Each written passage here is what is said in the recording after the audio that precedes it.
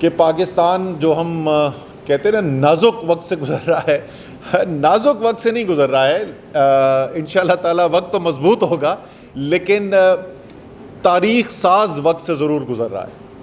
اور اس وقت پاکستان بالکل واضح دورائے پہ کھڑا ہوا ہے، اور یہ سفر جو ہے وہ پچھلے چند ماہ سے جاری تھا، اور اب بالکل تقریباً وہاں پر بات آ گئی ہے کہ میرے خیال میں یہ جو ہفتہ ہے، یہ ہفتہ جس میں ہم بیٹھے میں، اور زیادہ سے زیادہ اگلے ہفتے جو ہے پاکستان کے مستقبل کی سمت کا تعین ہونے والا ہے۔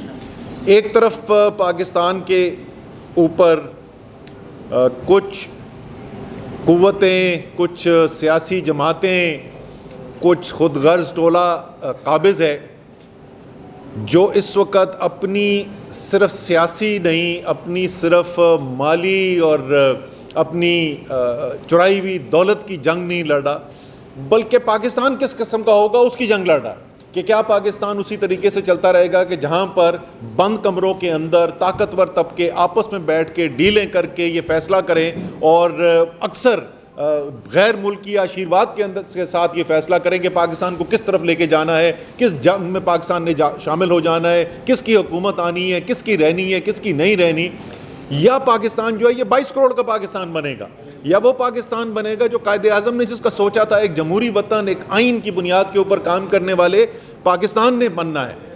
اور اس وقت جو 22 کروڑ ہیں وہ تو فیصلہ کر بیٹھے، اس میں تو کسی کو کوئی شک نہیں ہونا چاہیے کہ 22 کروڑ پرانی تنخواہ پر نوکری کرنے کو تیار نہیں ہے، اور یہ فیصلہ ہو چکا ہے کہ اب جو ہم نے ملک کو چلانا ہے وہ آئین کی بنیاد پہ چلانا ہے، وہ جمہوریت کی بنیاد پہ چلانا ہے، اور یہی وہ خوف ہے جو نظر آ رہا ہے کہ قوم فیصلہ کر کے بیٹھ گئی ہے، یہی وہ خوف ہے جس کی وجہ سے آج کل آپ کو ایسے اقدامات نظر آ رہے ہوں گے جس سے پریشانی بھی آپ کو ہوتی ہوگی۔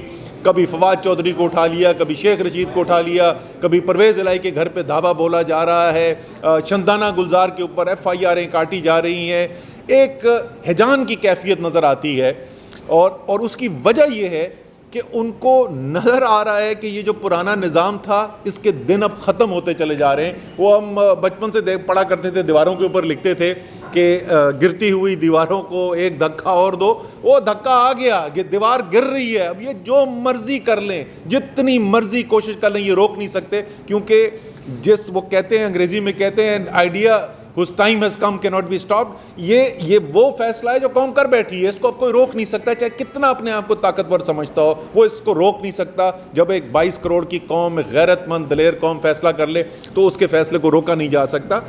وہاں پر پاکستان کھڑا ہے، ہر طبقے کو اس جدوجہد کے اندر شامل ہونے کی ضرورت ہے۔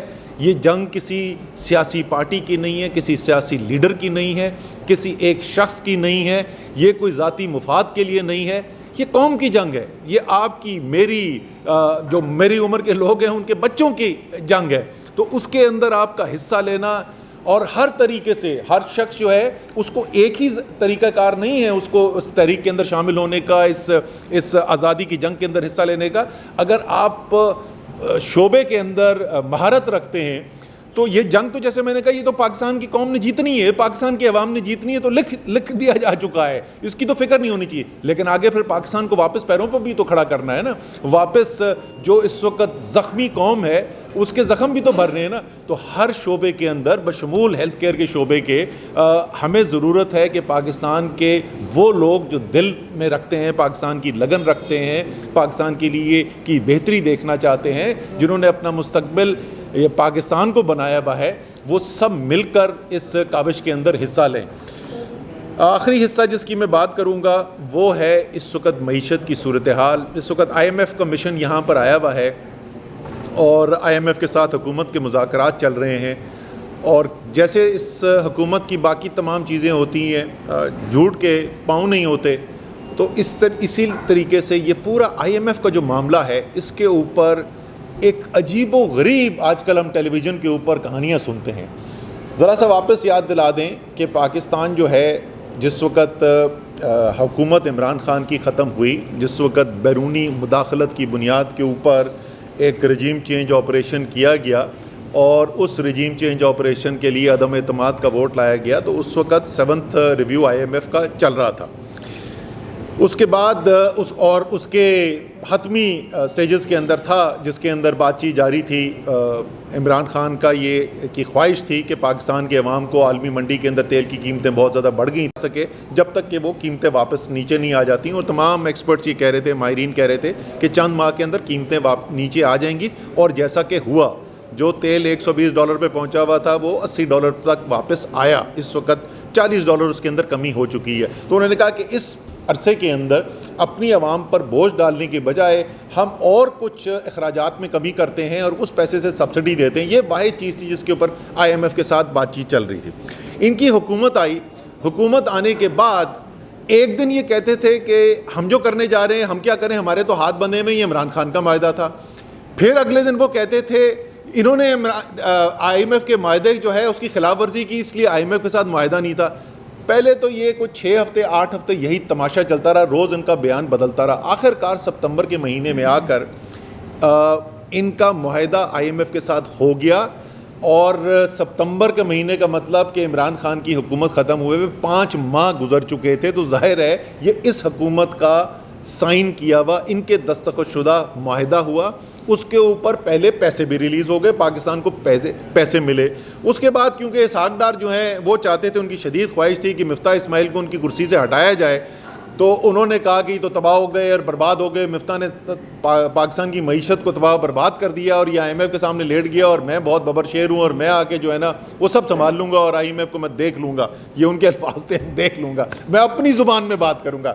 تو وہ آ گئے, انہوں نے اپنی زبان میں جو بات کرنی شروع کی, وہ معاہدہ جو ہے وہ پھر رک گیا.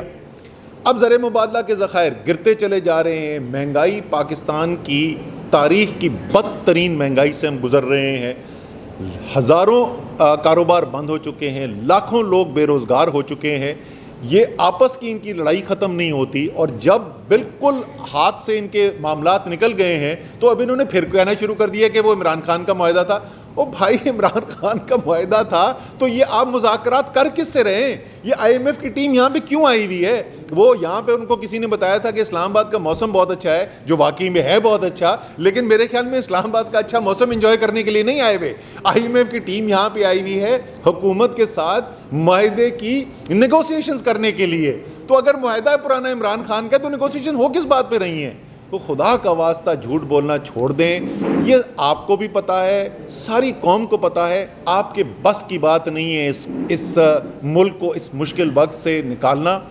اس مشکل وقت میں ڈالا آپ نے ہے, اور جس نے ڈالا ہو مشکل وقت کے اندر تو اس نے کیا مشکل وقت سے نکالنا ہے. تو اس لیے آپ اس سے اب تک جتنا عوام کے اوپر ظلم کر چکے ہیں اور اپنی سیاست تباہ و برباد کر چکے ہیں, خدا کا واسطہ اب یہ جو باتیں آپ نے ٹیلی ویژن پہ شروع کی ہیں, کھلم کھلا آئین توڑنے کی دھمکیاں جو آپ دے رہے ہیں کہ 90 دن کے اندر انتخابات نہیں کرائیں گے, اب اپنے آپ کو آرٹیکل 6 کی زد میں لا کر اپنے لیے اور مصیبتیں نہ کھڑی کریں. مجھے یقین ہے پاکستان کی عدلیہ آئین کی دفاع کرے گی, اور Lahore high court, Peshawar high court کے اندر کیسز ہیں, مجھے یقین ہے کہ ان کا فیصلہ ایک فیصلہ چل سکتا ہے. لاہور ہائی کورٹ میں تو آرڈرز کے اندر بالکل واضح لکھ دیا ہر صورت میں الیکشن 90 دن کے اندر اندر ہونا ہے. تو الیکشن کی تیاری کریں. ہمیں پتہ ہے کہ آپ کو مار اس دفعہ انشاءاللہ تعالیٰ پاکستان کی قوم سے بے تحاشا پڑنی ہے جو آپ نے ملک کے ساتھ کیا ہے, لیکن اس کے باوجود آپ کے پاس اور کوئی راستہ نہیں ہے. تو اس لیے آئین توڑنے کی باتیں چھوڑ دیں اور الیکشن کی تیاری کریں, میدان کے اندر آئیں. بہت بہت شکریہ. سر, الیکشن نہ ہونے کی وجہ سے معاشی صورتحال خراب ہے. یہ ایسا نہیں ہے کہ معاشی صورتحال جو ہے وہ خود بخود خراب ہو گئی. 2 مختلف قسم کے وجوہات ہوتی ہیں جن کی وجہ سے معاشی صورتحال خراب ہو سکتی ہے. یا تو قدرتی آفات آتی ہیں, یا کوئی بیرونی ایسی صورتحال پیدا ہو جاتی ہے جس کے اندر ایک اچھی بلی چلتی ہوئی معیشت جو ہے وہ خرابی کا شکار ہو جاتی ہے. یہاں پر آپ کی معیشت جو ہے وہ 6% سے اس میں اضافہ ہو رہا تھا, آپ کی صنعتوں کے اندر 12% کا اضافہ ہو رہا تھا, آپ کی زراعت کے اندر 5 میں سے 4 فصلوں میں ریکارڈ فصلیں ہو رہی تھیں, آپ کی IT کی ایکسپورٹ جو ہے وہ 35% ایک سال, 43% ایک سال ان میں اضافہ ہو رہا تھا, آپ کی ترسیلات زر کے اندر تیزی سے اضافہ ہو رہا تھا, آپ کی برآمدات کے اندر تیزی سے اضافہ ہو رہا تھا.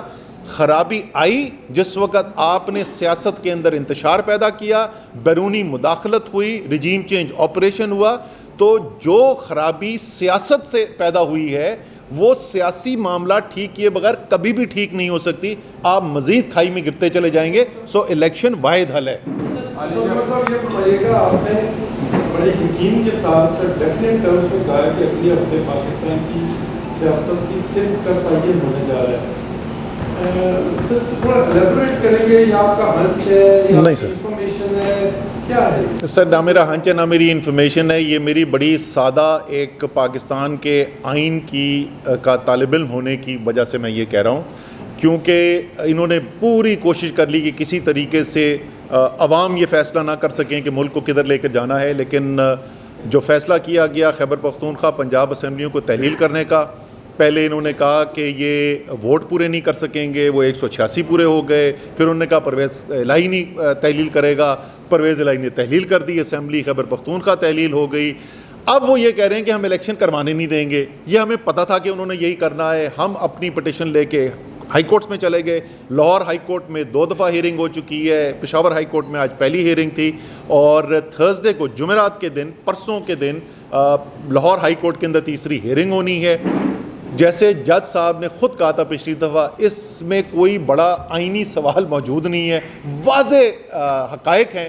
تو انشاءاللہ تعالی یہ اس ہفتے کے آخر تک، وہ تو جج صاحب فیصلہ کریں گے کس دن انہوں نے ججمنٹ لکھنی ہے، لیکن لگتا ایسے ہے کہ اس ہفتے کے آخر تک یہ فیصلہ آ جائے گا کہ پنجاب الیکشن کی طرف جا رہا ہے. اگلے ہفتے کے پی کے الیکشنز کی اناؤنسمنٹ آ جانی ہے، اور جیسے ہی پاکستان اس الیکشن کی طرف جائے گا تو پاکستان اب اس راستے پہ پہلے اپنے قدم لے لے گا کہ ایک آزاد، حقیقی طور پہ آزاد پاکستان، جہاں پہ حاکمیت اللہ کی ہے، لیکن اس اللہ کی حاکمیت کو صرف اور صرف پاکستان کے عوام کے ذریعے پاکستان میں فیصلے کیے جائیں گے، کسی اور کو یہ اختیار نہیں ہوگا. جیسے ہو رہی ہے، ایک موقع ملا ہے تحریک انصاف کو مل بیٹھ کے اے پی سی میں اپنا موقف سامنے لانے کا، تو یہ بہترین موقع ہے. کیا اس سے فائدہ اٹھائیں گے؟ آخر کیوں نہیں جا رہے؟ ذرا تفصیل سے بتائیے گا اے پی سی میں وجہ کیا ہے؟ اچھا، پہلے تو ان سے بولیں امپورٹڈ گورنمنٹ سے کہ ایک فیصلہ کر لیں کہ ہم دہشت گرد ہیں یا نہیں ہیں. ہم ساری جو لیڈرشپ ہے تحریک انصاف کی، تمام تحریک انصاف کی لیڈرشپ کے اوپر آپ نے کاٹے میں دہشت گردی کے پرچے، اور آپ کہہ رہے ہیں دہشت گردوں کو انوائٹ کر رہے ہیں کہ آ کر، اور وہ بھی انویٹیشن کوئی کاغذ میں نہیں. یہ سینٹرل آفس ہے، میں نے یہاں پورا آفس چیک کروا لیا بھائی، کہیں پہ کوئی آپ کو انویٹیشن نظر آیا؟ کہیں نہیں نظر آیا. یہ ٹی وی کے بیانات ہیں صرف. آپ کہہ رہے ہیں کہ دہشت گردوں کو بلا کے ہم یہ پتہ کریں گے کہ دہشت گردی کیسے روکی جا سکتی ہے. میں آپ کو بتاتا ہوں دہشت گردی اس وقت پاکستان میں 2 لوگ کر رہے ہیں. ایک ہے وہ دہشت گرد جو اس وقت خاص طور پہ خیبر پختونخوا کے صوبے کے اندر دہشت گردی کے واقعات کے اندر ملوث ہیں، اور دوسرے دہشت گرد وہ ہیں جو آئین قانون کو توڑ کر اعظم سواتی پر ظلم کر رہے ہیں، شہباز گل کے اوپر ظلم کر رہے ہیں، فواد چودھری کے چہرے کے اوپر کپڑے ڈال کے ہتھکڑیاں لگا کے کورٹ میں لے کے آ رہے ہیں، شیخ رشید کو غیر قانونی طور پر اٹھا رہے ہیں. تو جناب دہشت گردی اگر آپ نے ٹھیک کرنی ہے تو سب سے پہلے یہ دہشت گرد جو اس وقت حکومتی نظام چلا رہے ہیں، سب سے پہلے تو ان کو اس نظام پہ سے اتاریں نا، پھر دوسرے جو دہشت گرد ہیں ان سے بھی مقابلہ کیا جائے گا. اور اس صرف یاد دلانے کے لیے کہ 3.5 سال عمران خان کے ہوتے ہوئے نہ کوئی ڈرون حملے ہو رہے تھے، نہ بڑی دہشت گردی کی وارداتیں ہو رہی تھیں، ملک کے اندر امن تھا اور ملک خوشحالی کی طرف جا رہا تھا.